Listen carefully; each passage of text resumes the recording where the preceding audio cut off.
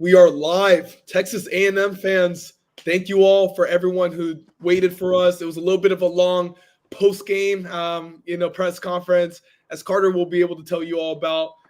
Big-time victory for Texas A&M here, coming back from 27 points down against South Carolina, putting up 28 points in the second half, 28-0 run, winning 31-30 to move to 10-0 in the season. Carter, I'm a little bit, I'm at a loss for words, about what we saw today. Can you take me through it? Just the post-game reaction, how the players and coaches are feeling?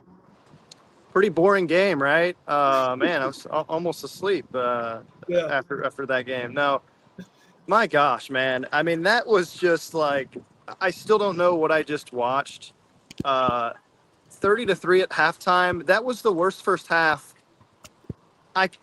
One of the worst first halves for A&M, period. Not even this year, but in past years when they were a far worse team. Like, that was everything that could have gone wrong went wrong. And then they respond with one of the greatest halves in recent memory for an A&M football team. And it's just a special win. You could see it on the emotion of these guys' faces after the game. I saw Mike Elko. He was bright red after that game, embracing Marcel Reed and letting out a yell like, "Let's go, man." Like, he was absolutely fired up. And I don't know how Aggie fans can't be fired up after that win, which puts you in an incredible spot now. And we'll touch on that later. But that's a game to remember. And I know South Carolina is not the best team. They're 3-7. They're 1-7 in SEC play. But they have pushed good teams this year, Alabama, Missouri, and SEC games are hard to win. And A&M, they've done what they've done all season, which is finish games really strong. We saw them battle back from double-digit deficits against Notre Dame. We saw the strong finishes they had against Auburn when their defense got 3 straight 3-and-outs at the end of that game. You think about the LSU game where they score 35 unanswered points at the end of that one. The Arkansas game, they made the plays that they needed to make.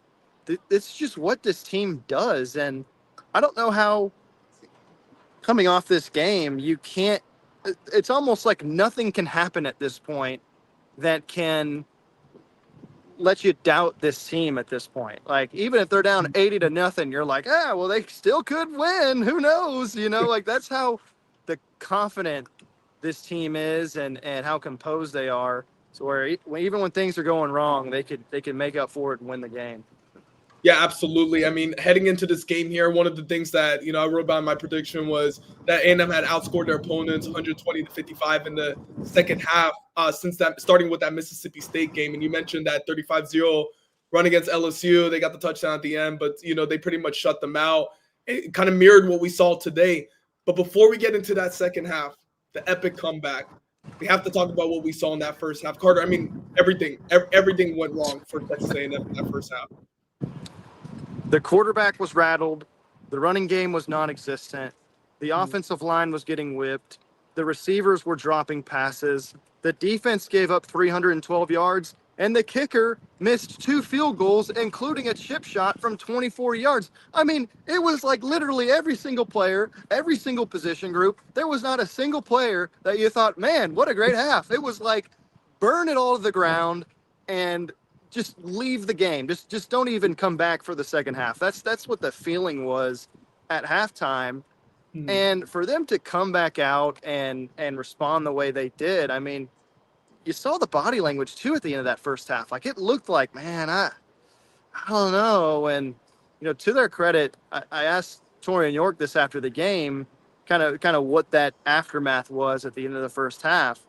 He said that at the end of the South Carolina game last year, where South Carolina storms the field, they lose 44-20. It's, disastrous game for A&M. He and Dalton Brooks were the first ones in the locker room after that game. And they made sure to kind of embrace their teammates after the game, said, hey, guys, like, we're going to be okay. We're going to be okay. Torian said that at the hotel this morning, he and Dalton, they're roommates. He was telling them, hey, remember when we did that last year? That was kind of cool.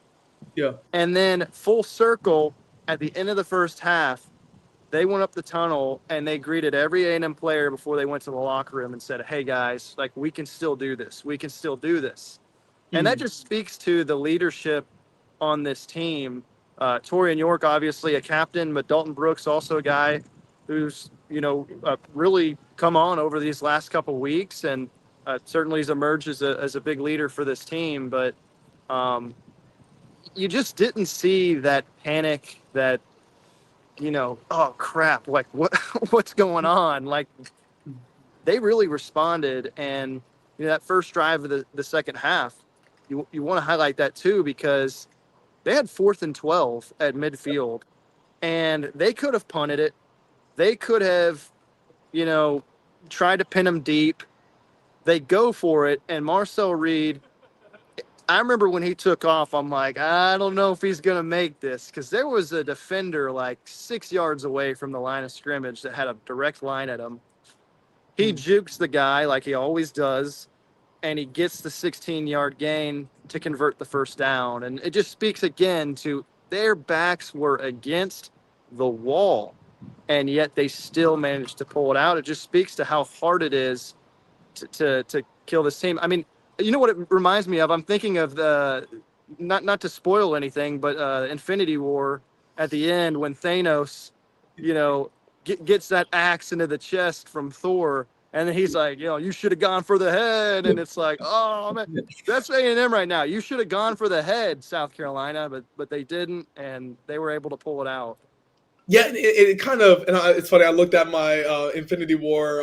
I've got like a little poster up there. Yeah, I mean, yeah, I totally see what you mean there. Like, it felt like South Carolina just wasn't able to kind of put, have that nail in the coffin type drive. Even with everything that they did in that first half, it still felt like if A&M just played the way that we've seen them play throughout the course of the year, and having the precedence of that LSU game where they did put up 35 points and just scored drive after drive after drive.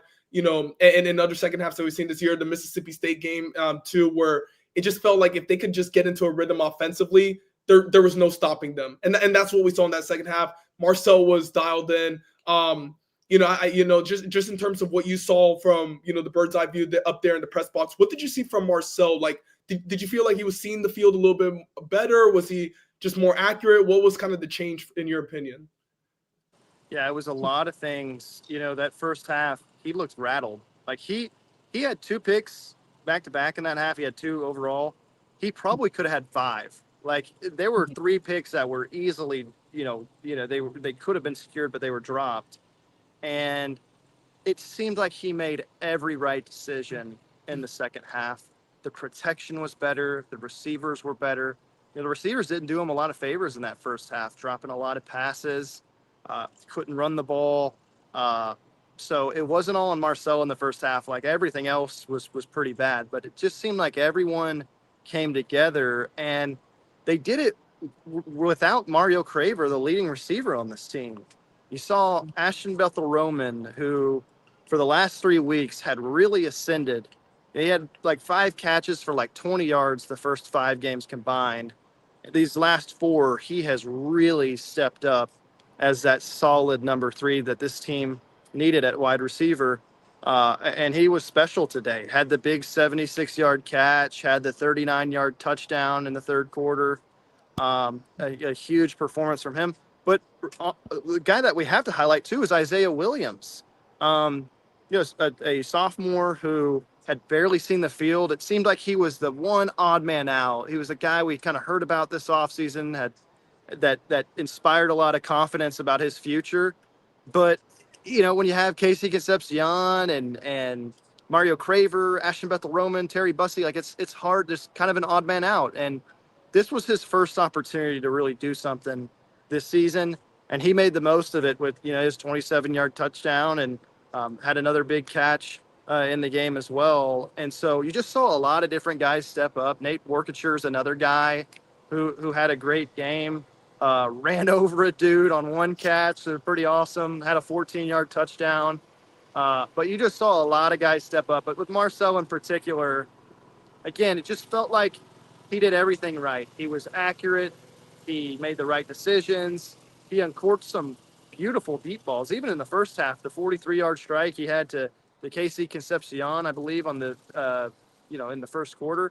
Like, that was a beautiful ball. Marcel Reed, it's a weird game to judge because that first half was so bad, but that second half was so dang good.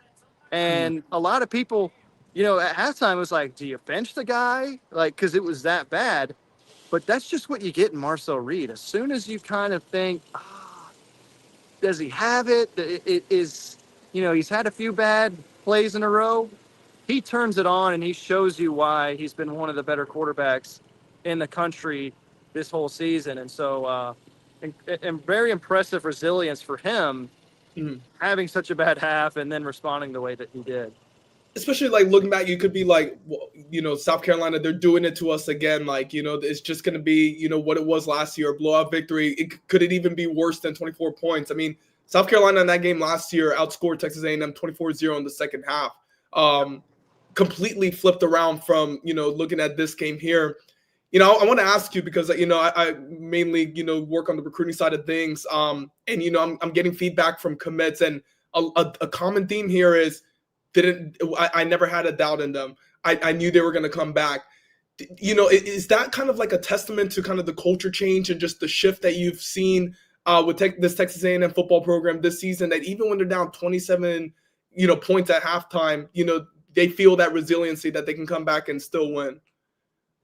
I'm doing a big story on Tommy Moffitt here the next day or two. Met with him a couple days ago, and he's been a big catalyst in this season and the way that this team has finished. That their whole offseason mantra for strength and conditioning was finish, because that's not what they did last year, dropping to 1-4, fading in a lot of games late. And he touched on a lot of this stuff, but that's what this team has done this year. They finish games. It's been a thing that they've just been saying all offseason. And a lot of times, you see these cliches, you see these mantras, and they don't come to fruition, but A&M has really used it. And I think it's a combination of a few things. Number one, their strength of conditioning program is phenomenal under Tommy Moffitt, and they really made some big-time progress there, compared to the last regime.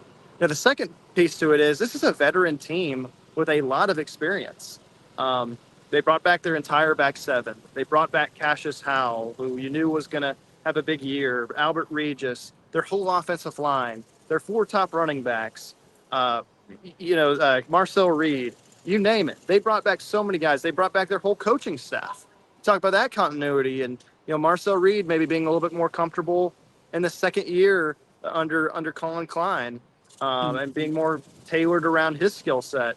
So, it's a combination of a lot of things, but to me, if you were to say what makes this A&M team different, it's their ability to finish games and to not waver when things kind of go wrong. Definitely. And look, we talked a little bit about the players and, the missed field goals, the running game not being able to be established, Marcel being off, the defense, not being able to solve the Lenore Sellers problem for what was going on 6 straight quarters dating back to the last game and going into halftime of this game. But there are some questionable calls that were made. One of them that really stood out in the first half was kicking the field goal on 4th and 2. Having that field goal attempt, I thought that was one where A&M probably should have gone for it. We saw at the end of the game, they're right there, third and goal from the 1 yard line. It just feels like you just give it to EJ Smith two straight times and you're getting it in. Yep. What you kind of, were there any other plays that kind of stood out or that you'd like to highlight? I want to highlight that one, the second one you mentioned. Elko had mentioned that was his fault, that they shouldn't have done that. And you think about that situation, what was going on in my mind was you're up 1. If you score a touchdown, go for 2. It's kind of the new analytical way of thinking of, hey, if you don't get it, you're up by 7, it's all good. If you get it, you're up by 9, the game's over, go home, right? Yeah.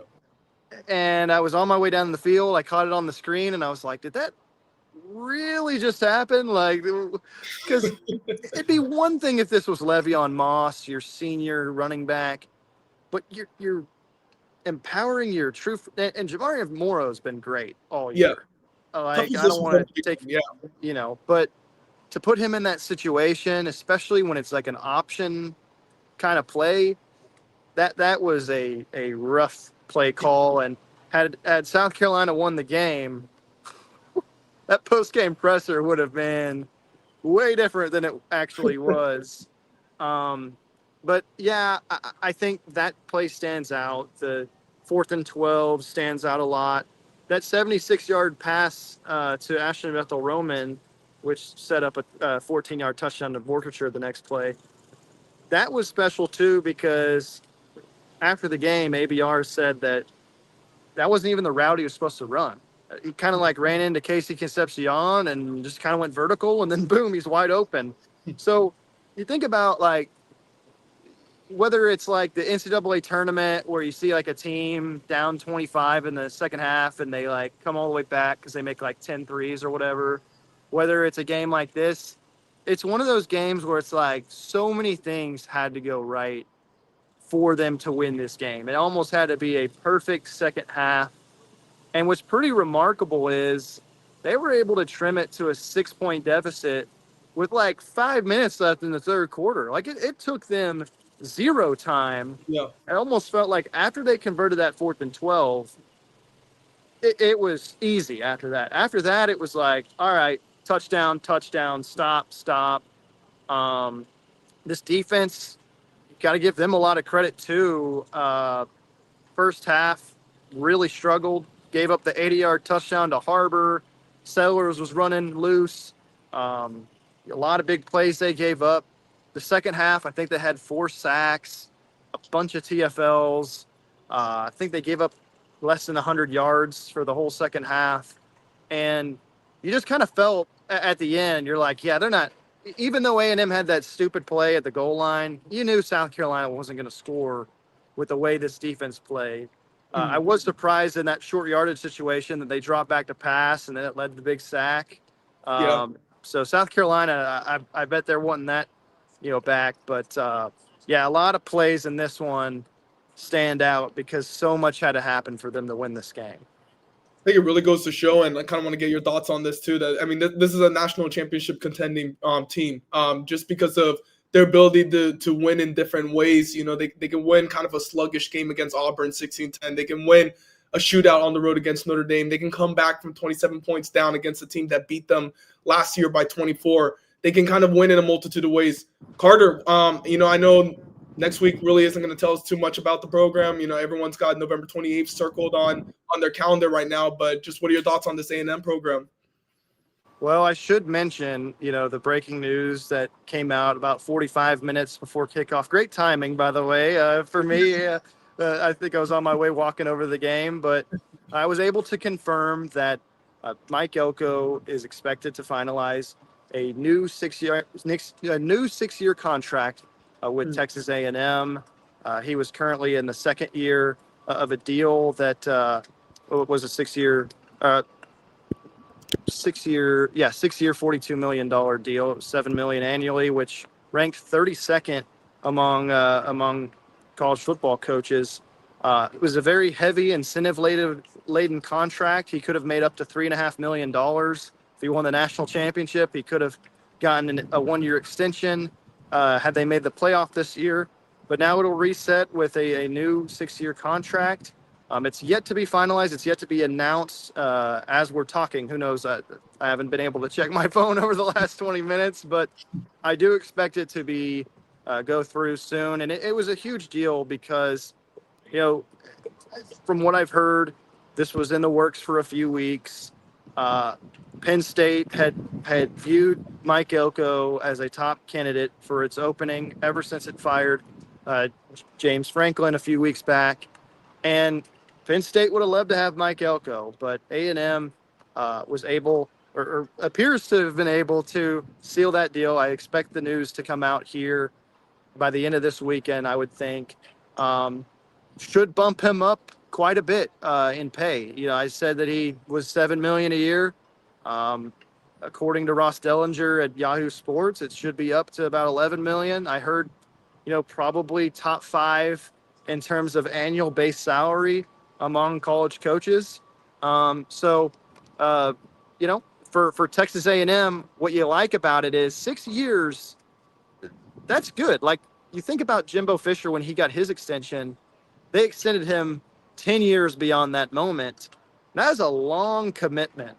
And Elko, I think you've got to feel really, really good about everything, and making this extension make sense. But it also, you have to like it because it's not like you're doing a 20-year deal and it's like, well, what's going to happen in 2034 if this team is not, whatever. So Yeah. have to like it. We'll see what the exact details are here soon. But for right now, it appears that it is heading toward the finish line, and I think something will be announced soon. I see that. I guess that wasn't a question for us. Sorry, I can barely read. I have like the worst vision, but I want to reiterate that Elko after this game. I mean, the emotions were just. I don't know if they caught it on the broadcast. I had put out something on Twitter, but he was as fired up as you can get. He was redder than the freaking maroon colors that A&M has. Like, he was just fired up. And how can you not be 10-0? Should be 11-0 next week, and a big showdown at the end of the season for A&M. One other thing to mention: no SEC championship game clinch for this team. No one will be able to now clinch the SEC championship spot until Thanksgiving weekend. So no team can clinch over the next week. So it'll all come down to that final game, and man, get your the popcorn stakes will ready. be high. Get your popcorn ready. Yep. Hey, very much excited for that one, and we're going to be bringing you all coverage post game for the South Carolina game, of course, and then leading up to that Texas game. Very excited about that one. A lot of implications both on and off the field, from the recruiting perspective too. That's going to be a game that recruits are going to be paying close attention to. Carter, I want to give you the floor, the platform right now, just for any parting thoughts that you have.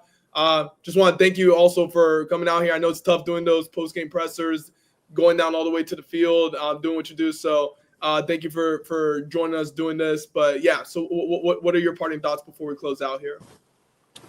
Nothing much more other than a win like this, I think, could be really good for this team, in the sense that, first of all, you're going to have the belief now that, and then maybe they already had it, but anytime something bad happens early in a game now, they can point to, well, remember when we were down 30-3?